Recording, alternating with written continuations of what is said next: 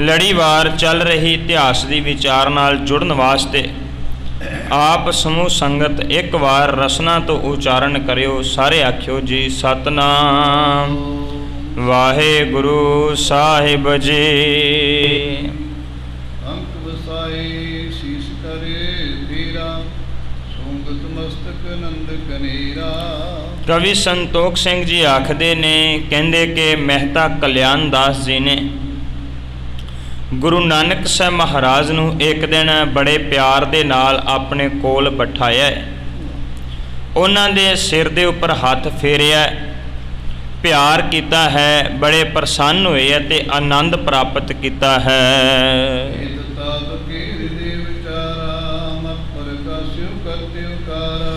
ਮਹਿਤਾ ਕਲਿਆਣ ਦਾਸ ਜੀ ਗੁਰੂ ਨਾਨਕ ਸਾਹਿਬ ਮਹਾਰਾਜ ਵੱਲ ਵੇਖਦੇ ਹੈ ਤੇ ਵੇਖ ਕੇ ਆਪਣੇ ਮਨ ਵਿੱਚ ਸੋਚਦੇ ਹੈ ਕਿ ਕੰਮ ਕਰਨ ਦੇ ਨਾਲ ਬੰਦੇ ਦੀ ਬੁੱਧੀ ਜਿਹੜੀ ਹੈ ਹੋਰ ਵੀ ਚੁਸਤ ਹੁੰਦੀ ਹੈ। ਕੰਮ ਕਰਨ ਦੇ ਨਾਲ ਮਨੁੱਖ ਜਿਹੜਾ ਹੈ ਉਹ ਚੰਗਾ ਬਣਦਾ ਹੈ, ਚੰਗੀ ਸੋਚ ਵਾਲਾ ਬਣਦਾ ਹੈ। ਆਪਾਂ ਵੀ ਜਦੋਂ ਆਲੇ ਦੁਆਲੇ ਵੇਖਦੇ ਹਾਂ ਤੇ ਜਿਹੜਾ ਬੰਦਾ ਕੰਮ ਨਹੀਂ ਕਰਦਾ, ਸਮਾਜ ਦੇ ਲੋਕ ਉਹਨੂੰ ਕੋਈ ਬਹੁਤਾ ਚੰਗਾ ਨਹੀਂ ਸਮਝਦੇ, ਵਿਹਲਾ ਜਾਂ ਵਿਹਲੜ ਕਹਿ ਕੇ ਦਰਸਾਉਂਦੇ ਹੈ। ਤੇ ਜਿਹੜਾ ਆਪਣਾ ਕੰਮ ਕਰਦਾ ਹੋਵੇ, ਲੋਕ ਉਹਨੂੰ ਚੰਗੀ ਨਿਗਾਹ ਨਾਲ ਵੇਖਦੇ ਆ, ਭਾਵ ਉਹਦਾ ਮਾਣ ਕਰਦੇ ਹੈ, ਇੱਜ਼ਤ ਵੀ ਕਰਦੇ, ਵਡਿਆਈ ਵੀ ਕਰਦੇ ਵੀ ਆਪਣੇ ਕੰਮ ਤੋਂ ਆਉਂਦਾ ਹੈ, ਆਪਣੇ ਕੰਮ ਤੇ ਜਾਂਦਾ ਹੈ, ਬਿਨਾਂ ਫਾਲਤ ਕਿਸੇ ਨਾਲ ਇੱਧਰ ਉੱਧਰ ਦੀਆਂ ਨਹੀਂ ਮਾਰਦਾ। ਕਵੀ ਸੰਤੋਖ ਸਿੰਘ ਕਹਿੰਦੇ ਨੇ ਕਿ ਮਹਿਤਾ ਕਲਿਆਣ ਦਾਸ ਮਨ ਵਿੱਚ ਵਿਚਾਰ ਕਰ ਰਹੇ ਨੇ ਕਿ ਪੁੱਤਰ ਨਾਨਕ ਜਿਹੜਾ ਹੈ ਨਾ, ਇਹ ਵੀ ਕੋਈ ਕੰਮ ਕਰਨਾ ਕਰੇ, ਕਿਉਂਕਿ ਕੰਮ ਕਰਨ ਦੇ ਨਾਲ ਮਨੁੱਖ ਜਿਹੜਾ ਹੈ ਇੱਕ ਦਿਨ ਰਾਤ ਆਰੇ ਲੱਗਾ ਰਹਿੰਦਾ ਹੈ ਤੇ ਉਹਦੀ ਬੁੱਧੀ ਜਿਹੜੀ ਮੱਤ ਜਿਹੜੀ ਉਹ ਚੰਗੇ ਪਾਸੇ ਲੱਗੀ ਰਹਿੰਦੀ ਹੈ। ਤੇ ਵਿਹਲਾ ਇਨਸਾਨ ਜਿਹੜਾ ਹੈ, ਆਮ ਸਾਡੀ ਪੰਜਾਬੀ ਦੀ ਕਹਾਵਤ ਹੈ ਕਿ ਵਿਹਲਾ ਜਿਹੜਾ ਦਿਮਾਗ ਹੈ ਉਹ ਸ਼ੈਤਾਨ ਦਾ ਘਰ ਹੁੰਦਾ ਹੈ। ਫਿਰ ਉਹ ਹੋਰ ਪਾਸੇ ਕਿਸੇ ਨਾ ਕਿਸੇ ਪਾਸੇ ਸ਼ਰਾਰਤਾਂ ਵਾਲੇ ਪਾਸੇ, ਕਿਸੇ ਭੈੜੇ ਪਾਸੇ ਧਿਆਨ ਲਾਉਂਦਾ ਹੈ। ਕਵੀ ਸੰਤੋਖ ਸਿੰਘ ਜੀ ਆਖਦੇ, ਕਹਿੰਦੇ ਮਹਿਤਾ ਕਲਿਆਣ ਦਾਸ ਮਨ ਵਿੱਚ ਵਿਚਾਰ ਕਰ ਰਹੇ ਨੇ ਕਿ ਕੰਮ ਕਰਨ ਦੇ ਨਾਲ ਬੁੱਧੀ ਜਿਹੜੀ ਹੈ ਉਹ ਸ੍ਰੇਸ਼ਟ ਹੋ ਜਾਂਦੀ ਹੈ। ਜਾਤੀ ਕਾਰ ਕਰਾਓ ਜੀ ਥੋਰੀ, ਸਨੇ ਸਨੇ ਪ੍ਰਤੀ ਸਭ ਠੋਰੀ। ਕਵੀ ਸੰਤੋਖ ਸਿੰਘ ਜੀ ਕਹਿੰਦੇ ਨੇ, ਫਿਰ ਪਿਤਾ ਜੀ ਮਹਿਤਾ ਕਲਿਆਣ ਦਾਸ ਜੀ ਆਖਦੇ ਵੀ ਜੇ ਮੈਂ ਥੋੜਾ ਥੋੜਾ ਆਪਣੇ ਪੁੱਤਰ ਨਾਨਕ ਦੇ ਕੋਲੋਂ ਕੰਮ ਕਰਵਾਉਣਾ ਸ਼ੁਰੂ ਕਰ ਦੇਵਾਂ ਤੇ ਫਿਰ ਸਹਿਜੇ ਸਹਿਜੇ ਇਹਦਾ ਧਿਆਨ ਹੋ ਜਾਏਗਾ, ਆਦਤ ਬਣ ਜਾਏਗੀ, ਫਿਰ ਇਹ ਕੰਮ ਕਰਨ ਲੱਗ ਜਾਵੇਗਾ।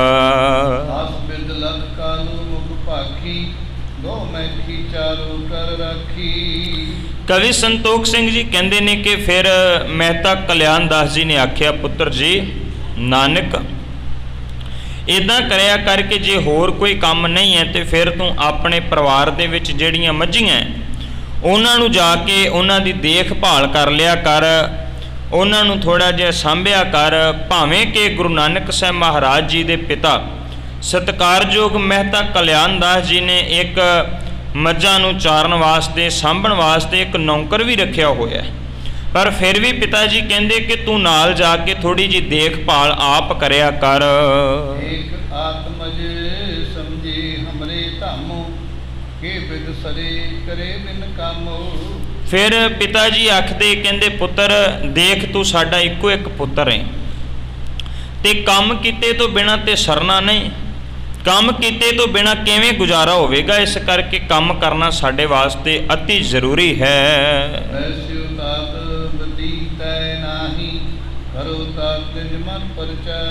ਪਿਤਾ ਜੀ ਆਖਦੇ ਨੇ, ਕਹਿੰਦੇ ਪੁੱਤਰ ਜੀ ਨਾਨਕ ਤੂੰ ਨਾ ਵਿਹਲਾ ਨਾ ਬੈਠਿਆ ਕਰ, ਇਸ ਕਰਕੇ ਮਨ ਲਾ ਕੇ ਕੋਈ ਨਾ ਕੋਈ ਕੰਮ ਜਿਹੜਾ ਨਾ ਜ਼ਰੂਰ ਕਰਿਆ ਕਰ, ਤਾਂ ਕਿ ਸਾਡੀ ਜ਼ਿੰਦਗੀ ਜਿਹੜੀ ਹੈ ਉਹ ਵਧੀਆ ਲੰਘੇ, ਵਧੀਆ ਜ਼ਿੰਦਗੀ ਜਿਹੜੀ ਉਹ ਗੁਜ਼ਰਦੀ ਹੋਵੇ।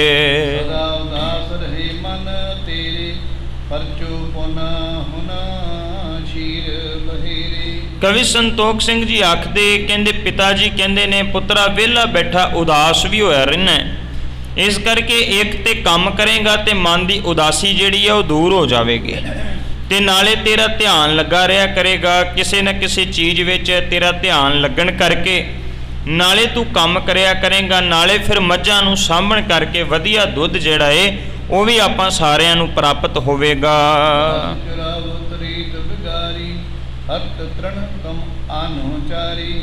ਕਹਿੰਦੇ ਕਿ ਭਾਵੇਂ ਨੌਕਰ ਜਿਹੜਾ ਏ ਉਹ ਰੋਜ਼ ਪਸ਼ੂਆਂ ਨੂੰ ਚਾਰ ਕੇ ਲਿਆਉਂਦਾ ਏ, ਪਰ ਕਜਾ ਨੌਕਰ ਚਾਰਨ ਜਾਂਦਾ ਏ, ਕਜਾ ਮਾਲਕ ਨੇ ਆਪ ਜਾਣਾ। ਇਸ ਕਰਕੇ ਉਹਦੇ ਢੰਗ ਤਰੀਕੇ ਜਿਹੜੇ ਹੈ ਨਾ ਪਸ਼ੂਆਂ ਨੂੰ ਚਾਰਨ ਦੇ ਉਹ ਵਿਗੜ ਗਏ ਨੇ, ਬਹੁਤੇ ਕੋਈ ਚੰਗੇ ਨਹੀਂ ਹੈ।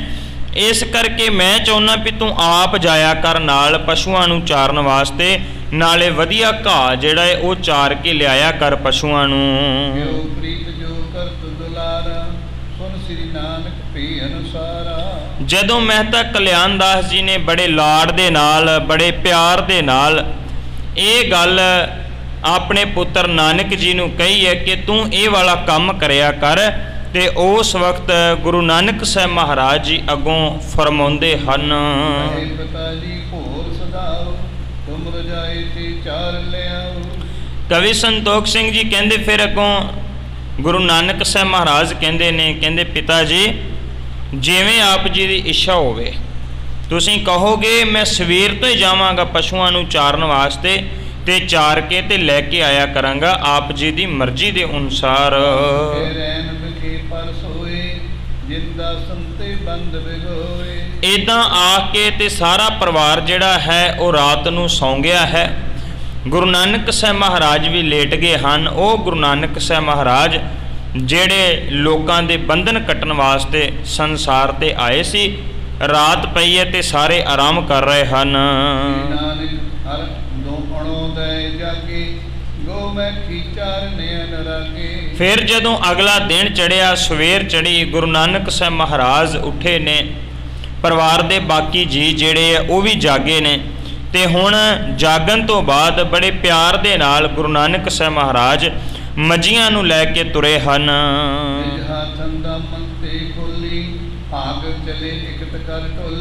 ਕਵੀ ਸੰਤੋਖ ਸਿੰਘ ਜੀ ਕਹਿੰਦੇ ਨੇ ਕਿ ਗੁਰੂ ਨਾਨਕ ਸਾਹਿਬ ਮਹਾਰਾਜ ਨੇ ਆਪਣੇ ਮੁਬਾਰਕ ਹੱਥਾਂ ਦੇ ਨਾਲ ਉਹਨਾਂ ਮੱਝੀਆਂ ਦੇ ਪਸ਼ੂਆਂ ਦੇ ਰੱਸੇ ਜਿਹੜੇ ਆ ਉਹ ਖੋਲ੍ਹੇ ਹੈ। ਉਹਨਾਂ ਸਾਰੀਆਂ ਮੱਝੀਆਂ ਨੂੰ ਪਸ਼ੂਆਂ ਨੂੰ ਇਕੱਠਿਆਂ ਕਰਕੇ ਅੱਗੇ ਲਾ ਲਿਆ ਹੈ ਤੇ ਗੁਰੂ ਨਾਨਕ ਸਾਹਿਬ ਮਹਾਰਾਜ ਲੈ ਕੇ ਚੱਲੇ ਹਨ।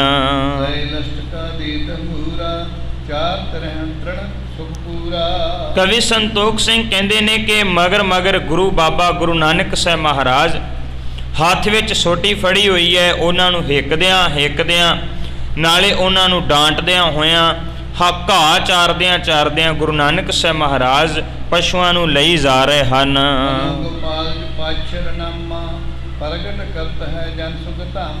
ਕਹਿੰਦੇ ਆ ਕਿ ਜਿਹੜਾ ਉਹਨਾਂ ਨੇ ਉਸ ਵਕਤ ਕਾਮਾ ਰੱਖਿਆ ਹੋਇਆ ਸੀ, ਕਵੀ ਸੰਤੋਖ ਸਿੰਘ ਜੀ ਉਹਦਾ ਨਾਮ ਵੀ ਦਰਸਾ ਰਿਹਾ ਕਿ ਉਹਦਾ ਨਾਮ ਗੋਪਾਲ ਸੀ।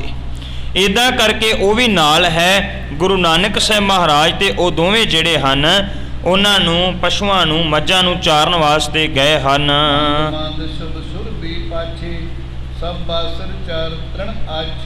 ਕਵੀ ਸੰਤੋਖ ਸਿੰਘ ਕਹਿੰਦੇ ਹੌਲੀ ਹੌਲੀ ਗੁਰੂ ਨਾਨਕ ਸਾਹਿਬ ਮਹਾਰਾਜ ਤੇ ਨਾਲ ਉਹਨਾਂ ਦਾ ਨੌਕਰ ਦੋਵੇਂ ਤੁਰੇ ਜਾ ਰਹੇ ਹਨ ਤੇ ਪਸ਼ੂਆਂ ਨੂੰ ਹਿੱਕਦੇ ਨਾਲੇ ਘਾਹ ਚਾਰਦੇ ਅੱਗੇ ਦੀ ਅੱਗੇ ਜਿਹੜਾ ਹੈ ਉਹ ਲੈ ਕੇ ਜਾ ਰਹੇ ਨੇ ਦੋਵੇਂ ਗੁਰੂ ਨਾਨਕ ਸਾਹਿਬ ਮਹਾਰਾਜ ਤੇ ਨਾਲ ਉਹਨਾਂ ਦੇ ਨੌਕਰ ਵੀ ਹੈ।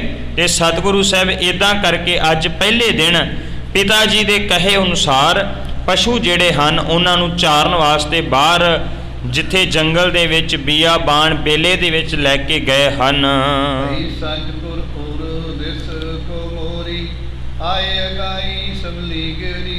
ਕਵੀ ਸੰਤੋਖ ਸਿੰਘ ਕਹਿੰਦੇ ਵੀ ਜਦੋਂ ਸਾਂਝ ਦਾ ਅਰਥ ਹੁੰਦਾ ਸ਼ਾਮ ਪੈ ਜਾਣੀ, ਕਹਿੰਦੇ ਫਿਰ ਸਾਰਾ ਦਿਨ ਪਸ਼ੂਆਂ ਨੂੰ ਚਾਰਨ ਤੋਂ ਬਾਅਦ ਅੱਜ ਜਦੋਂ ਸ਼ਾਮ ਪੈ ਗਈ ਹੈ ਨਾ, ਤੇ ਫਿਰ ਸ਼ਾਮ ਪੈਣ ਦੇ ਉੱਪਰ ਗੁਰੂ ਨਾਨਕ ਸਾਹਿਬ ਮਹਾਰਾਜ ਉਹਨਾਂ ਪਸ਼ੂਆਂ ਨੂੰ ਨਾਲ ਲੈ ਕੇ ਤੇ ਵਾਪਸ ਆ ਰਹੇ ਹਨ।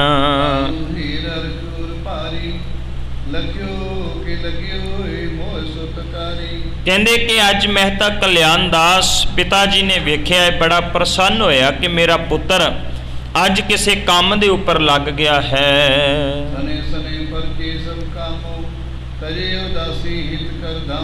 ਕਹਿੰਦੇ ਕਿ ਫਿਰ ਪਿਤਾ ਜੀ ਸੋਚਦੇ ਨੇ ਇੱਦਾਂ ਕਰਕੇ ਨਾਨਕ ਸਹਿਜੇ ਸਾਰੇ ਕੰਮਾਂ ਦੇ ਵਿੱਚ ਖੁੱਭ ਜਾਏਗਾ, ਇਹਦਾ ਘਰ ਦੇ ਨਾਲ ਮਾੜਾ ਮੋਟਾ ਕੋਈ ਮੋਹ ਵੀ ਪੈ ਜਾਏਗਾ, ਜਿਹੜਾ ਬਿਲਕੁਲ ਹੀ ਮੋਹ ਨੂੰ ਛੱਡ ਕੇ ਤੇ ਉਪਰਾਮ ਹੋਏ ਫਿਰਦੇ ਹਨ।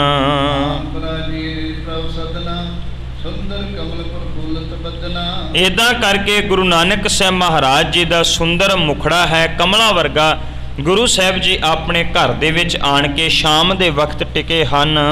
ਬੈਕੁਨ ਪਿਓ ਖਾਨ ਕੀ ਅਸਨਾ ਪੌਡੇ ਪਾਏ ਦੇਹ ਪਰ ਬਸਨਾ। ਕਵੀ ਸੰਤੋਖ ਸਿੰਘ ਕਹਿੰਦੇ ਨੇ ਕਿ ਸ਼ਾਮ ਦੇ ਵਕਤ ਆਪਣੇ ਘਰ ਆਣ ਕੇ ਗੁਰੂ ਨਾਨਕ ਸਾਹਿਬ ਮਹਾਰਾਜ ਨੇ ਭੋਜਨ ਛਕਿਆ, ਦੁੱਧ ਪੀਤਾ ਹੈ ਤੇ ਸਰੀਰ ਦੇ ਉੱਪਰ ਕੱਪੜਾ ਤਾਣ ਕੇ ਜਿਹੜਾ ਉਹ ਰਾਤ ਨੂੰ ਸੌਂ ਗਏ ਹਨ। ਆਲੂ ਉਠਿਓ ਵੱਡੀ ਪੁਨ ਸਾਰਾ ਸੁਤ ਨਾਨਕ ਉਠ ਬਚਨੇ ਉਚਾਰਾ। ਕਹਿੰਦੇ ਕਿ ਫਿਰ ਅੰਮ੍ਰਿਤ ਵੇਲਾ ਹੋਇਆ, ਮਹਿਤਾ ਕਲਿਆਣ ਦਾਸ ਜੀ ਨੇ ਆਵਾਜ਼ ਦਿੱਤੀ, ਨਾਨਕ ਉੱਠ, ਸਵੇਰ ਹੋ ਗਈ ਹੈ, ਤੜਕਾ ਹੋ ਗਿਆ ਹੈ, ਇਸ ਕਰਕੇ ਸਾਰੇ ਉੱਠਣਾ ਕਰੋ। ਬੈਨ ਸੁਨ ਕਾ ਜਗ ਸੁਆਮੀ ਸੁਰਬੀ ਖੋਲ ਭਏ ਅਨੁਗਾਮੀ। ਕਹਿੰਦੇ ਕਿ ਪਿਤਾ ਦੀ ਆਵਾਜ਼ ਸੁਣ ਕੇ ਗੁਰੂ ਨਾਨਕ ਸਾਹਿਬ ਮਹਾਰਾਜ ਉੱਠੇ ਹਨ ਤੇ ਰੋਜ਼ਾਨਾ ਦੀ ਤਰ੍ਹਾਂ ਅੱਜ ਫਿਰ ਉਹਨਾਂ ਨੇ ਆਪਣੀਆਂ ਮੱਝੀਆਂ ਨੂੰ ਖੋਲ੍ਹਿਆ ਹੈ ਤੇ ਲੈ ਕੇ ਤੁਰ ਪਏ ਹਨ ਬਾਹਰ ਚਾਰਨ ਵਾਸਤੇ। ਕੇ ਸੁੰਦਰ ਹਰਿਆਈ ਬਾਰ ਬਾਰ ਬਾਰੀ ਬਰਿਆਈ। ਕਹਿੰਦੇ ਜਿੱਥੇ ਬਾਹਰ ਸੁੰਦਰ ਹਰਿਆਵਲ ਹਰੇ ਭਰੇ ਖੇਤ ਸੀ, ਉਹਨਾਂ ਦੇ ਆਲੇ ਦੁਆਲੇ ਤੇ ਨੇੜੇ ਜਾ ਕੇ ਗੁਰੂ ਨਾਨਕ ਸਾਹਿਬ ਮਹਾਰਾਜ ਨੇ ਆਪਣੇ ਪਸ਼ੂਆਂ ਨੂੰ ਚਾਰਿਆ ਹੈ। ਆਪ ਸੋਏ ਵੀ ਹੋਏ ਸੁਖਾਰੀ ਖਾਤ ਖੇਤ ਨੇ ਅੰਤ ਪਦਾਰੀ। ਕਹਿੰਦੇ ਕਿ ਹੋਇਆ ਕੀ ਕਿ ਇੱਕ ਦਿਨ ਗੁਰੂ ਨਾਨਕ ਸਾਹਿਬ ਮਹਾਰਾਜ ਆਪ ਉਥੇ ਅਚਾਨਕ ਨੀਂਦ ਆਉਣ ਕਰਕੇ ਸੌਂ ਗਏ ਹਨ ਤੇ ਸੌਣ ਕਰਕੇ ਉਹ ਜਿਹੜੀਆਂ ਮੱਝਾਂ ਸਨ, ਜਿਹੜੇ ਪਸ਼ੂ ਸੀ, ਉਹ ਕਿਸੇ ਦੇ ਖੇਤ ਵਿੱਚ ਚੁਗਣ ਲੱਗ ਗਏ ਹਨ। ਜਬ ਸਭ ਚਰਗੀ ਗੋ ਧੂਮੀ ਦਿਵਸ ਚਰੇ ਆਇਓ ਵੈ ਭੂਮੀ। ਕਹਿੰਦੇ ਜਿਸ ਵਕਤ ਮੱਝੀਆਂ ਜਿਹੜੀਆਂ ਨੇ ਉਹ ਕਿਸੇ ਦੇ ਖੇਤ ਵਿੱਚ ਚਰ ਰਹੀਆਂ ਸਨ ਤੇ ਉਦੋਂ ਫਿਰ ਉਹ ਜਿਹੜਾ ਖੇਤ ਦਾ ਮਾਲਕ ਸੀ ਉਹ ਵੀ ਉੱਥੇ ਆ ਜਾਂਦਾ ਹੈ। ਕਵੀ ਸੰਤੋਖ ਸਿੰਘ ਕਹਿੰਦੇ ਨੇ ਇਹਨਾਂ ਚਿਰ ਨੂੰ ਉਹ ਜਿਹੜਾ ਪੈਲੀ ਦਾ ਜ਼ਮੀਨ ਦਾ ਮਾਲਕ ਆਉਂਦਾ ਹੈ, ਆਣ ਕੇ ਹੈਰਾਨ ਰਹਿ ਜਾਂਦਾ ਪਿਆ, ਦੇਖੋ ਮੇਰੀ ਪੈਲੀ ਦੇ ਵਿੱਚ ਮੱਝੀਆਂ ਚਰ ਰਹੀਆਂ, ਇਹ ਬਾਲਕ ਰਮਾਨ ਦੇ ਨਾਲ ਸੁੱਤਾ ਹੋਇਆ, ਇਹ ਬੜਾ ਢੀਠ ਬਾਲਕ ਹੈ। ਕਵੀ ਸੰਤੋਖ ਸਿੰਘ ਜੀ ਇਦਾਂ ਕਰਕੇ ਦਰਸਾ ਰਹੇ ਹਨ।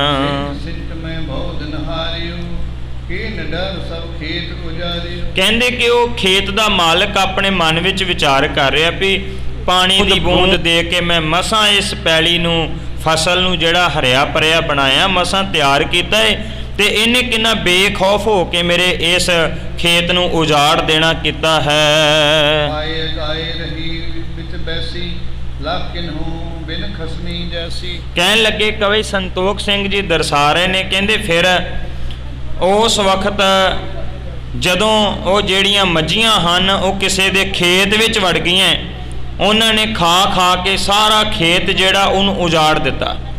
ਖਾ ਕੇ ਉਹ ਮੱਝੀਆਂ ਜਦੋਂ ਰੱਜ ਗਈਆਂ ਤੇ ਰੱਜਣ ਤੋਂ ਬਾਅਦ ਉੱਥੇ ਹੀ ਫਸਲ ਦੇ ਵਿੱਚ ਬੈਠ ਵੀ ਗਈਆਂ। ਕਵੀ ਸੰਤੋਖ ਸਿੰਘ ਜੀ ਕਹਿੰਦੇ ਜਦੋਂ ਉਸ ਖੇਤ ਦੇ ਵਿੱਚ ਬੈਠੀਆਂ ਨਾ ਤੇ ਉਹ ਜਿਹੜਾ ਖੇਤ ਦਾ ਮਾਲਕ ਹੈ ਉਹ ਆਪਣੇ ਮਨ ਹੀ ਮਨ ਵਿਚਾਰ ਕਰ ਰਿਹਾ ਸੀ। ਉਹ ਕਹਿੰਦਾ ਵੀ ਇਹ ਖੇਤ ਦਾ ਮਾਲਕ ਤੇ ਮੈਂ ਹਾਂ, ਇਹ ਤੇ ਇਦਾਂ ਲੱਗ ਰਿਹਾ ਵੀ ਜਿਵੇਂ ਨਖਸਮਾ ਭਾਵ ਖੇਤ ਦਾ ਮਾਲਕ ਹੀ ਕੋਈ ਨਹੀਂ ਹੁੰਦਾ। ਇਦਾਂ ਕਰਕੇ ਉਹਨੇ ਖੇਤ ਜਿਹੜਾ ਹੈ ਸਾਰੇ ਦਾ ਸਾਰਾ ਜਿਹੜਾ ਉਹ ਉਜਾੜ ਦੇਣਾ ਕੀਤਾ ਹੈ। ਬਚ ਕੁਝ ਸੋਨੇ ਸ੍ਰੀ ਗੁਰੂ ਜਾਗੀ ਉੱਠ ਕਰ ਵਹਿਮ ਕਾਸਨ ਲਾਗੇ। ਇਦਾਂ ਕਰਕੇ ਜਦੋਂ ਫਿਰ ਉਹਨੇ ਖੇਤ ਦੇ ਮਾਲਕ ਨੇ ਦੇਖਿਆ, ਉਹ ਉੱਚੀ ਉੱਚੀ ਗੁਰੂ ਨਾਨਕ ਸਾਹਿਬ ਮਹਾਰਾਜ ਨੂੰ ਬੋਲ ਕਬੋਲ ਬੋਲਣ ਲੱਗ ਗਿਆ। ਜਦੋਂ ਉੱਚੀ ਉੱਚੀ ਕਬੋਲ ਬੋਲਦਾ ਹੈ ਤੇ ਗੁਰੂ ਨਾਨਕ ਸਾਹਿਬ ਮਹਾਰਾਜ ਜੀ ਉਹਦੀ ਆਵਾਜ਼ ਸੁਣ ਕੇ ਉੱਠੇ ਹਨ। ਰਾਹਕ ਕਰਤ ਕਰਹੁਦ ਕਹਿ ਉੱਚੀ ਜਾਨ ਨ ਦਿਓ ਤੁਮੇ ਕਰ ਸੁਚੇ। ਇਦਾਂ ਕਰਕੇ ਕਵੀ ਸੰਤੋਖ ਸਿੰਘ ਜੀ ਕਹਿੰਦੇ ਨੇ ਜਦੋਂ ਫਿਰ ਉੱਚੀ ਉੱਚੀ ਉਹ ਬੋਲੀ ਜਾ ਰਿਹਾ ਸੀ, ਬਾਰ-ਬਾਰ ਬੋਲ ਰਿਹਾ ਸੀ ਤੇ ਗੁਰੂ ਨਾਨਕ ਸਾਹਿਬ ਮਹਾਰਾਜ ਜੀ ਨੂੰ ਕਹਿ ਰਿਹਾ ਸੀ ਤੂੰ ਮੇਰਾ ਸਾਰੇ ਦਾ ਖਾਰਾ ਖੇਤ ਜਿਹੜਾ ਹੈ ਉਹ ਉਜਾੜ ਦਿੱਤਾ ਹੈ, ਮੈਂ ਤੈਨੂੰ ਇਹਦੀ ਸਜ਼ਾ ਦਿਵਾਵਾਂਗਾ।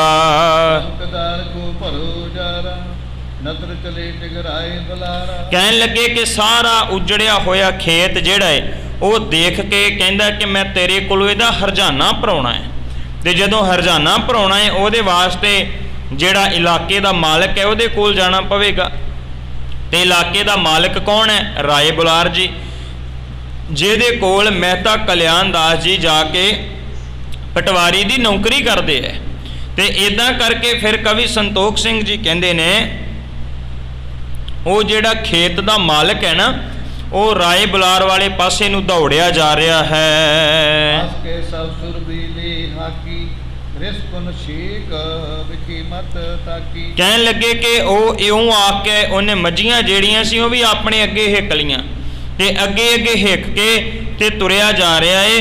ਤੇ ਕਵੀ ਸੰਤੋਖ ਸਿੰਘ ਜੀ ਕਹਿ ਰਹੇ ਨੇ, ਕਹਿੰਦੇ ਬੜੇ ਗੁੱਸੇ ਦੇ ਨਾਲ, ਦੁੱਖ ਦੇ ਨਾਲ ਭਰਿਆ ਹੋਇਆ ਜਿਹੜਾ ਏ ਉਹ ਬੋਲ ਕਬੋਲ ਬੋਲਦਾ ਜਾਈ ਜਾ ਰਿਹਾ ਹੈ। ਕਮਲਾਨਨ ਬਚਨੇ ਉਚਾਰੇ ਦੋ ਤਨ ਤਜ ਦੇਹੋ ਸੋਖ ਸੁਬਦਾਰੇ। ਕਹਿੰਦੇ ਕਿ ਫਿਰ ਕਵੀ ਸੰਤੋਖ ਸਿੰਘ ਕਹਿੰਦੇ ਗੁਰੂ ਨਾਨਕ ਸਾਹਿਬ ਮਹਾਰਾਜ ਆਪਣੇ ਮੁਖੜੇ ਦੇ ਵਿੱਚੋਂ ਬੋਲਦੇ ਐ। ਕੀ ਬੋਲਦੇ ਆ? ਉਸ ਖੇਤ ਦੇ ਮਾਲਕ ਨੂੰ ਕਹਿੰਦੇ ਵੀ ਮੇਰੀਆਂ ਮੱਝੀਆਂ ਜਿਹੜੀਆਂ ਉਹ ਛੱਡ ਦੇ, ਮੈਨੂੰ ਵਾਪਸ ਕਰ ਦੇ, ਦੇਖ ਇਹਨਾਂ ਨੇ ਤੇਰਾ ਕੁਝ ਨਹੀਂ ਵਿਗਾੜਿਆ। ਪ੍ਰਲਭ ਤੁਮਰੀ ਹੈ ਜੀਤੀ ਬਰਕਤ ਪਾਏ ਪ੍ਰਭੂ ਅਬ ਤੇਤੀ। ਕਵੀ ਸੰਤੋਖ ਸਿੰਘ ਜੀ ਕਹਿੰਦੇ ਨੇ ਕਿ ਗੁਰੂ ਨਾਨਕ ਸਾਹਿਬ ਮਹਾਰਾਜ ਕਹਿੰਦੇ ਵੀ ਖੇਤਾਂ ਦੇ ਮਾਲਕ ਨੂੰ ਕਹਿੰਦੇ ਐ, ਦੇਖ ਜੋ ਕੁਝ ਤੇਰੇ ਕਰਮਾਂ 'ਚ ਹੋਇਆ ਨਾ ਉਹ ਤੈਨੂੰ ਮਿਲ ਜਾਣਾ ਹੈ, ਉਹਦੀ ਤੂੰ ਕਿਸੇ ਪ੍ਰਕਾਰ ਦੀ ਚਿੰਤਾ ਨਾ ਕਰ। ਤੇਰੇ ਇਸ ਖੇਤਾਂ ਦੇ ਵਿੱਚ ਪ੍ਰਮਾਤਮਾ ਦੀ ਕਿਰਪਾ ਨਾਲ ਜ਼ਿਆਦੀ ਬਰਕਤ ਪਵੇਗੀ। ਬਿਗਲ ਨਹਾਰ ਬਿਗਲ ਸੋ ਜਾਈ ਮੋਰ ਨ ਸਬਰੇ ਕਰੇ ਲੜਾਈ। ਕਹਿਣ ਲੱਗੇ ਗੁਰੂ ਨਾਨਕ ਸਾਹਿਬ ਮਹਾਰਾਜ ਕਹਿੰਦੇ ਜੋ ਹੋਣਾ ਸੀ ਉਹ ਤਾਂ ਹੋ ਗਿਆ, ਜਿੰਨੀ ਕੁ ਫਸਲ ਪਸ਼ੂਆਂ ਨੇ ਖਾਣੀ ਸੀ ਖਾ ਲਈ ਹੈ, ਜੋ ਵਿਗੜਨਾ ਸੀ ਵਿਗੜ ਗਿਆ ਹੈ। ਹੁਣ ਇਦਾਂ ਕਰ, ਲੜਾਈ ਨਾ ਵਧਾ, ਜੋ ਹੋਣਾ ਸੀ ਇਹਨੂੰ ਛੱਡ ਦੇ, ਇਸ ਕਰਕੇ ਲੜਾਈ ਨੂੰ ਹੁਣ ਛੱਡਣਾ ਕਰ। ਭਾਗ ਸਵਰਣੀ ਹੋਏ ਤੇ ਨਾ ਵਿਗਾੜ ਸਕੇ ਬਹੁ ਕੋਈ। ਗੁਰੂ ਨਾਨਕ ਸਾਹਿਬ ਮਹਾਰਾਜ ਕਹਿੰਦੇ ਕਿ ਵੇਖ ਖੇਤਾਂ ਦੇ ਮਾਲਕ ਨੂੰ ਕਹਿੰਦੇ ਜ਼ਿਮੀਦਾਰ, ਜੋ ਸਾਡੇ ਕਰਮਾਂ 'ਚ ਹੋਇਆ ਨਾ ਉਹਨੂੰ ਕੋਈ ਨਹੀਂ ਵਿਗਾੜ ਸਕਦਾ। ਜੋ ਕੁਝ ਸਾਨੂੰ ਮਿਲਣਾ ਉਹ ਮਿਲ ਕੇ ਰਹਿਣਾ ਹੈ, ਉਹ ਕੋਈ ਵੀ ਵਿਗਾੜ ਨਹੀਂ ਸਕਦਾ। ਇਸ ਕਰਕੇ ਤੂੰ ਹੁਣ ਇਸ ਝਗੜੇ ਨੂੰ ਵਧਾਉਣ ਦੀ ਬਜਾਏ ਮੇਰੇ ਪਸ਼ੂ ਜਿਹੜੇ ਉਹ ਵਾਪਸ ਕਰ ਦੇ। ਨਾਲ ਦੇ ਹੈ ਸਭ ਹਾਥਾ ਸੁਨੀਏ ਨਾ ਕਉ ਦੁਤ ਕੀ ਗਾਥਾ। ਕਹਿਣ ਲੱਗੇ ਕਹਿੰਦੇ ਕਿ ਗੁਰੂ ਨਾਨਕ ਸਾਹਿਬ ਮਹਾਰਾਜ ਕਹਿੰਦੇ ਨੇ ਖੇਤ ਦੇ ਮਾਲਕ ਨੂੰ, ਕਹਿੰਦੇ ਸਾਰਾ ਕੁਝ ਪ੍ਰਮਾਤਮਾ ਦੇ ਹੱਥ ਵੱਸ ਹੈ, ਸਾਰਾ ਕੁਝ ਮਾਲਕ ਦੇ ਹੱਥ ਵੱਸ ਹੈ। ਇਸ ਕਰਕੇ ਮਾਲਕ ਜਿਹੜਾ ਹੈ ਨਾ ਉਹ ਸਾਰਾ ਕੁਝ ਕਰਨ ਵਾਲਾ ਹੈ, ਦੂਜਾ ਕੋਈ ਬੰਦਾ ਕਿਸੇ ਦਾ ਕੁਝ ਨਹੀਂ ਵਿਗਾੜ ਸਕਦਾ। ਆਪਾਂ ਪਾਵਨ ਬਾਣੀ ਦੇ ਬਚਨ ਪੜ੍ਹਦੇ, ਮਹਾਰਾਜ ਕਹਿੰਦੇ ਨੇ ਮਾਰੈ ਰਾਖੈ ਏਕੋ ਆਪ ਮਾਨੋ ਕਹਿ ਕਛ ਨਾਹੀ ਹਾਥ। ਮਾਰਨ ਵਾਲਾ ਇੱਕ, ਰੱਖਣ ਵਾਲਾ ਇੱਕ। ਬੰਦਾ ਕੌਣ ਹੁੰਦਾ ਕਿਸੇ ਨੂੰ ਮਾਰਨ ਵਾਲਾ ਜਾਂ ਰੱਖਣ ਵਾਲਾ? ਸਤਿਗੁਰੂ ਕਹਿੰਦੇ ਨੇ ਕੋਈ ਕਿਸੇ ਦਾ ਕੁਝ ਨਹੀਂ ਵਿਗਾੜ ਸਕਦਾ, ਸਾਰਾ ਕੁਝ ਕਰਨ ਵਾਲਾ ਪ੍ਰਮਾਤਮਾ ਹੈ। ਗੁਰੂ ਨਾਨਕ ਸਾਹਿਬ ਮਹਾਰਾਜ ਕਹਿੰਦੇ ਵੀ ਹੁਣ ਮੇਰੀਆਂ ਇਹ ਮੱਝੀਆਂ ਜਿਹੜੀਆਂ ਨਾ ਉਹਨਾਂ ਨੂੰ ਛੱਡ ਦੇ, ਜੋ ਬੀਤ ਗਈ ਹੈ ਉਹਨੂੰ ਦੁਬਾਰਾ ਨਾ ਫੋਲ। ਇਸ ਕਰਕੇ ਸਤਿਗੁਰੂ ਨੇ ਉਹਨੂੰ ਬਹੁਤ ਵਾਰ ਇਦਾਂ ਕਰਨ ਤੋਂ ਵਰਜਿਆ ਹੈ। ਉਹਨੇ ਗੁਰੂ ਨਾਨਕ ਸਾਹਿਬ ਮਹਾਰਾਜ ਦੀ ਇੱਕ ਵੀ ਗੱਲ ਨਹੀਂ ਸੁਣੀ ਤੇ ਛੇਤੀ ਦੇ ਨਾਲ ਦੁਖੀ ਹੋਇਆ ਰਾਏ ਬੁਲਾਰ ਵਾਲੇ ਪਾਸੇ ਨੂੰ ਦੌੜਦਾ ਜਾ ਰਿਹਾ ਸੀ।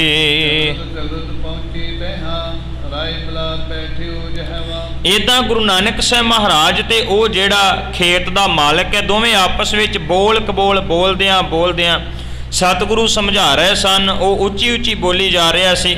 ਇਦਾਂ ਕਰਕੇ ਫਿਰ ਜਿਹੜਾ ਹੈ ਨਾ ਉਹ ਰਾਏ ਬੁਲਾਰ ਦੇ ਕੋਲ ਪਹੁੰਚ ਜਾਂਦੇ ਆ, ਜਿੱਥੇ ਰਾਏ ਬੁਲਾਰ ਜਿਹੜਾ ਉਹ ਬੈਠਾ ਹੋਇਆ ਸੀ।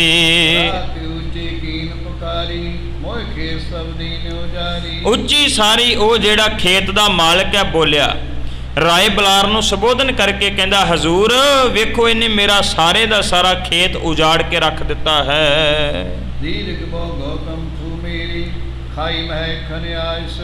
ਕਹਿੰਦੇ ਮੇਰੀ ਵੱਡੀ ਫਸਲ ਜਿਹੜੀ ਸੀ ਨਾ ਇਹਦੀਆਂ ਮੱਝੀਆਂ ਨੇ ਸਾਰੀ ਦੀ ਸਾਰੀ ਖਾ ਲਈ ਹੈ, ਸਵੇਰ ਦੀਆਂ ਕਿਤੇ ਖਾਣ ਤੇ ਲੱਗੀਆਂ ਹੋਈਆਂ, ਇਹਨੇ ਮੇਰੀ ਫਸਲ ਜਿਹੜੀ ਉਹ ਉਜਾੜ ਕੇ ਰੱਖ ਦਿੱਤੀ ਹੈ।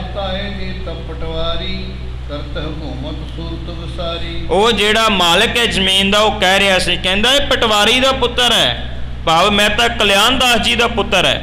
ਤੇ ਕਹਿੰਦੇ ਆਪਣੇ ਮਨ ਵਿੱਚ ਇਹਦੇ ਸਿਰ ਨੂੰ ਹਕੂਮਤ ਚੜੀ ਹੋਵੇਗੀ, ਕਿਉਂਕਿ ਰਾਏ ਬੁਲਾਰ ਦੇ ਕੋਲ ਮਹਿਤਾ ਕਲਿਆਣ ਦਾਸ ਪਟਵਾਰੀ ਦੀ ਨੌਕਰੀ ਕਰਦੇ ਹੈ ਤੇ ਉਹਨਾਂ ਦਾ ਪੁੱਤਰ ਹੈ। ਹੋ ਸਕਦਾ ਇਹਨੂੰ ਸ਼ੈ ਹੋਵੇ ਵੀ ਮੇਰੀ ਸਰਕਾਰੇ ਦਰਬਾਰੇ ਚੱਲਦੀ ਹੈ, ਇਹ ਹਕੂਮਤ ਦੇ ਨਸ਼ੇ ਵਿੱਚ ਆਣ ਕੇ ਨੇ ਮੇਰੇ ਖੇਤ ਜਿਹੜੇ ਹੈ ਨਾ ਉਹ ਸਾਰੇ ਉਜਾੜ ਦਿੱਤੇ ਹਨ।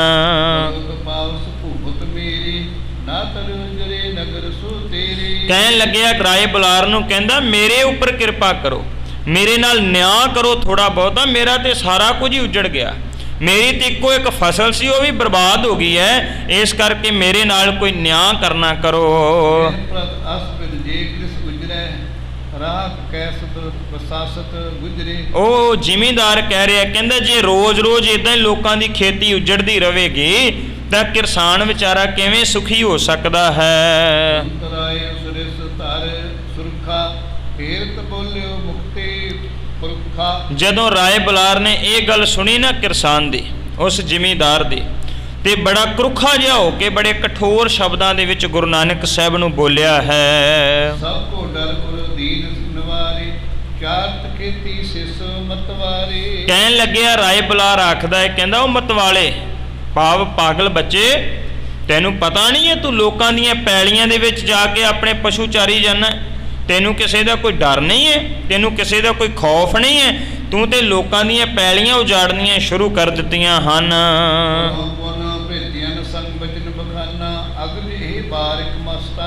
ਕਹਿਣ ਲੱਗਿਆ ਵੀ ਇਹ ਬਾਲਕ ਤੇ ਮਸਤਾਨਾ ਹੈ। ਮਸਤਾਨਾ ਲੋਕ ਪਹਿਲੇ ਸੋਚਦੇ ਸੀ ਗੁਰੂ ਨਾਨਕ ਸਾਹਿਬ ਫਕੀਰ ਸੁਭਾਅ ਦੇ ਮਾਲਕ ਹੈ, ਕਹਿੰਦਾ ਤੇ ਮਸਤਾਨਾ ਇਹਦੇ ਨਾਲ ਗੱਲ ਕਰਨ ਦਾ ਕੀ ਫਾਇਦਾ। ਉਹਨੇ ਆਪਣਾ ਨੌਕਰ ਘੱਲਿਆ, ਕਹਿੰਦਾ ਜਾ ਕਾਲੂ ਨੂੰ ਬੁਲਾ ਕੇ ਲਿਆ।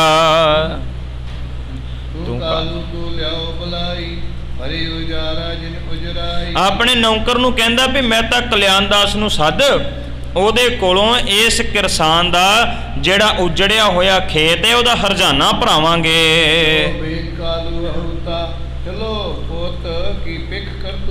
ਏਦਾਂ ਕਰਕੇ ਫਿਰ ਨੌਕਰ ਬੁਲਾਉਣ ਵਾਸਤੇ ਗਿਆ। ਮੈਂ ਤਾਂ ਕਾਲੂ ਜੀ ਨੂੰ ਕਹਿੰਦਾ, ਦੇਖ ਆਪਣੇ ਪੁੱਤਰ ਦੇ ਕਾਰਨਾਮੇ, ਉਹਨੇ ਕਿਹੜਾ ਨਵਾਂ ਕੰਮ ਕਰ ਦਿੱਤਾ ਹੈ।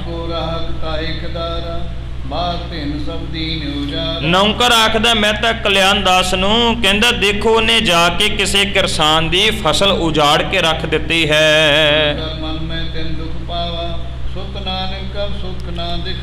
ਮੈਂ ਤਾਂ ਕਲਿਆਣਦਾਸ ਜੀ ਮਨ ਵਿੱਚ ਸੋਚਦੇ, ਕਹਿੰਦੇ ਵੀ ਪੁੱਤਰ ਨੇ ਕਦੇ ਸੁੱਖ ਨਹੀਂ ਦਿੱਤਾ। ਫਿਰ ਬੜੇ ਦੁਖੀ ਹੋਏ ਹਨ ਆਪਣੇ ਮਨ ਦੇ ਵਿੱਚ। ਜਦੋਂ ਦੋਵੇਂ ਜਾਣੇ ਉਹ ਨੌਕਰ ਤੇ ਮਹਿਤਾ ਕਲਿਆਣਦਾਸ ਜੀ ਰਾਏ ਬੁਲਾਰ ਦੇ ਕੋਲ ਗਏ ਹਨ, ਉੱਥੇ ਗੁਰੂ ਨਾਨਕ ਸਾਹਿਬ ਮਹਾਰਾਜ ਵੀ ਖੜੇ ਹਨ।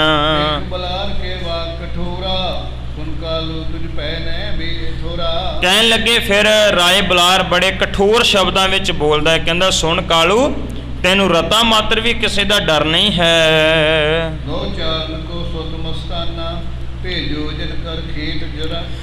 ਕਹਿਣ ਲੱਗੇ, ਆ ਆਪਣੇ ਪੁੱਤਰ ਨੂੰ ਭੇਜਤਾ ਹੀ ਅੱਜ ਮੱਝੀਆਂ ਚਾਰਨ ਵਾਸਤੇ, ਜਿਹੜੇ ਨੇ ਜਾ ਕੇ ਅੱਜ ਖੇਤਾਂ ਵਿੱਚ ਵਾੜ ਕੇ ਸਾਰੇ ਦਾ ਸਾਰਾ ਖੇਤ ਉਜਾੜ ਕੇ ਰੱਖ ਦਿੱਤਾ ਹੈ।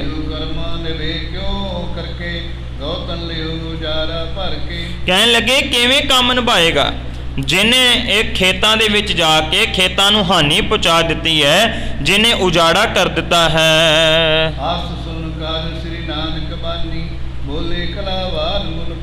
ਜਦੋਂ ਇਹ ਸਾਰੀਆਂ ਗੱਲਾਂ ਗੁਰੂ ਨਾਨਕ ਸਾਹਿਬ ਮਹਾਰਾਜ ਨੇ ਆਪਣੇ ਕੰਨਾਂ ਦੇ ਨਾਲ ਸੁਣੀਆਂ ਨਾ, ਫਿਰ ਗੁਰੂ ਨਾਨਕ ਸਾਹਿਬ ਮਹਾਰਾਜ ਆਪਣੇ ਪਾਵਨ ਮੁਖਾਰ ਬਿੰਦ ਤੋਂ ਬੋਲਦੇ ਹਨ।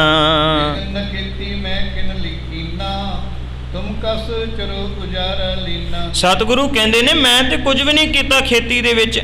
ਜੇ ਨਹੀਂ ਕਿਸੇ ਨੂੰ ਯਕੀਨ ਨਹੀਂ ਹੈ ਤੇ ਜਾ ਕੇ ਤੁਸੀਂ ਆਪ ਵੇਖ ਲੈਣਾ ਕਰੋ, ਮੈਂ ਕਿਸੇ ਦੀ ਖੇਤੀ ਨਹੀਂ ਉਜਾੜਨੀ ਕੀਤੀ। ਸਤਿਗੁਰੂ ਕਹਿੰਦੇ, ਕਿਸੇ ਦਾ ਪੱਤਾ ਤੱਕ ਨਹੀਂ ਹਿਲਾਇਆ ਖੇਤੀ ਦਾ। ਤੇ ਵੇਖੋ ਕਿਵੇਂ ਤੁਸੀਂ ਵਿਅਰਥੀ ਹੈ ਜਿਹੜਾ ਸਾਰੇ ਦਾ ਸਾਰਾ ਇਲਜ਼ਾਮ ਜਿਹੜਾ ਲਾ ਰਹੇ ਹੋ, ਐਵੇਂ ਬੋਲ ਕਬੋਲ ਬੋਲੀ ਜਾ ਰਹੇ ਹੋ।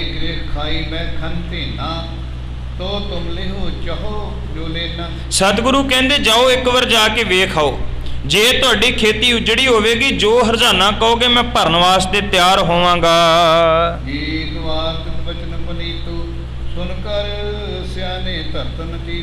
ਏਦਾਂ ਕਰਕੇ ਜਦੋਂ ਗੁਰੂ ਨਾਨਕ ਸਾਹਿਬ ਮਹਾਰਾਜ ਬੋਲਦੇ ਨੇ ਤੇ ਸਤਿਗੁਰੂ ਜੀ ਦੀ ਗੱਲ ਰਾਏ ਬੁਲਾਰ ਨੇ ਵੀ ਸੁਣੀ, ਤੇ ਉੱਥੇ ਜਿਹੜੇ ਸਾਰੇ ਖੜੇ ਹੋਏ ਲੋਕ ਸਨ ਉਹਨਾਂ ਨੇ ਵੀ ਇਹ ਗੱਲ ਨੂੰ ਸੁਣਨਾ ਕੀਤਾ ਹੈ।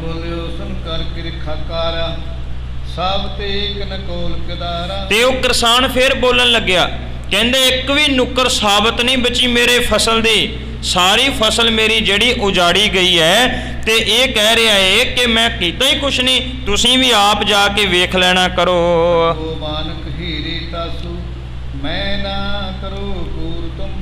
ਰਾਏ ਬੁਲਾਰ ਨੂੰ ਆਖਦਾ ਹੈ, ਕਹਿੰਦਾ ਜਾਓ ਬੰਦਾ ਭੇਜ ਕੇ ਪਹਿਲਾਂ ਵੇਖਣਾ ਕਰੋ, ਮੈਂ ਕੋਈ ਝੂਠ ਨਹੀਂ ਮਾਰ ਰਿਹਾ। ਉਹ ਕਿਰਸਾਨ ਜਿਹੜਾ ਉਹ ਕਹਿ ਰਿਹਾ, ਕਹਿੰਦਾ ਤੁਸੀਂ ਵੀ ਵੇਖਣਾ ਕਰੋ। ਗੁਰੂ ਨਾਨਕ ਸਾਹਿਬ ਮਹਾਰਾਜ ਵੀ ਕਹਿੰਦੇ ਵੇਖ ਲੈਣਾ ਤੇ ਵੇਖ ਲਓ ਜਾ ਕੇ ਉੱਥੇ ਖੇਤ ਦੇ ਵਿੱਚ ਕੀ ਕੁਝ ਹੋਇਆ ਹੈ। ਯੁਗਮਾ ਬਚਨ ਸੁਣ ਸੰਸੇ ਆਇਆ, ਨਿਰਣੇ ਕਾਰਨ ਮਨ ਕੇ ਪੁਠਾਏ। ਦੋਵਾਂ ਦੀ ਜਦੋਂ ਗੱਲ ਸੁਣੀ ਨਾ ਰਾਏ ਬਲਾਰ ਨੇ, ਮਨ ਵਿੱਚ ਸ਼ੱਕ ਪੈ ਗਿਆ। ਕਹਿੰਦਾ ਦੋਵੇਂ ਕਹਿ ਰਹੇ ਵੇਖ ਲਓ, ਤੇ ਫਿਰ ਰਾਏ ਬਲਾਰ ਜੀ ਨੇ ਇੱਕ ਨਿਰਣਾ ਕੀਤਾ ਹੈ। ਫੇਰਿਓ ਫਿਰ ਮੈਂ ਮਨ ਚੋ ਹੋ ਘਾ, ਤੇ ਬਿਗਨ ਨਾ ਦੀਸੇ ਮੁਰਿਓ ਤਹਾ। ਕਹਿਣ ਲੱਗੇ, ਫਿਰ ਉਹਨੇ ਆਪਣੇ ਨੌਕਰ ਨੂੰ ਭੇਜਿਆ, ਕਹਿਣ ਲੱਗਿਆ ਜਾ ਫਿਰ ਜਾ ਕੇ ਨਾ ਵੇਖ ਹੀ ਆਪ ਹੀ ਉੱਥੇ ਜਿਹੜਾ ਏ ਖੇਤ ਦੇ ਵਿੱਚ ਕੀ ਕੁਝ ਹੋਇਆ ਹੈ। ਆਏ ਰਾਏ ਸੋ ਬਾਤ ਚਨਾਈ, ਮੈਂ ਹੀਰੀ ਫਿਰਕੇ ਚੋਕਾਈ। ਕਹਿਣ ਲੱਗੇ ਜਦੋਂ ਫਿਰ ਉਹ ਨੌਕਰ ਵੇਖ ਕੇ ਆਇਆ ਨਾ, ਆਣ ਕੇ ਰਾਏ ਬਲਾਰ ਜੀ ਨੂੰ ਦੱਸਦਾ ਏ, ਕਹਿੰਦਾ ਰਾਏ ਜੀ ਹਜ਼ੂਰ ਮੈਂ ਚੌਵੇਂ ਪਾਸੇ ਖੇਤ ਦੇ ਵੇਖ ਕੇ ਆਇਆ ਹਾਂ। ਪਸ਼ੂ ਖੋਜ ਨਾ ਬੂਟਾ ਟੁੱਟਾ, ਰਿਓ ਨਸਰ ਸਭ ਸਾਬਤ ਬੂਟਾ। ਉਹ ਨੌਕਰ ਆਖਦਾ ਹੈ, ਕਹਿੰਦਾ ਹਜ਼ੂਰ ਉੱਥੇ ਇੱਕ ਵੀ ਬੂਟਾ ਨਹੀਂ ਟੁੱਟਿਆ ਹੋਇਆ, ਸਾਰੇ ਬੂਟੇ ਜਿਹੜੇ ਹਨ ਬਿਲਕੁਲ ਸਾਬਤ ਹਨ, ਫਸਲ ਉਦਾਂ ਹੀ ਹਰੀ ਭਰੀ ਹੈ। ਚੌਰ ਹਿਤ ਬਾਤ ਨਾ ਤੋਰੀ, ਹਰੀ ਭਰੀ ਸੂਜਰੀ ਸੂਜੋਰੀ। ਕਹਿਣ ਲੱਗੇ ਕਿਤੇੋਂ ਵੀ ਕਿਸੇ ਪਾਸਿਓਂ ਨਜ਼ਰ ਨਹੀਂ ਆਉਂਦਾ ਵੀ ਕਿਤੇ ਪਸ਼ੂ ਉਸ ਫਸਲ ਦੇ ਵਿੱਚ ਵੜਿਆ ਹੋਵੇ। ਉਹ ਤੇ ਹਰੀ ਭਰੀ ਫਸਲ ਉਦਾਂ ਦੀ ਉਦਾਂ ਹੀ ਜਿਹੜੀ ਹੈ ਉੱਥੇ ਲਹਿਰਾ ਰਹੀ ਹੈ।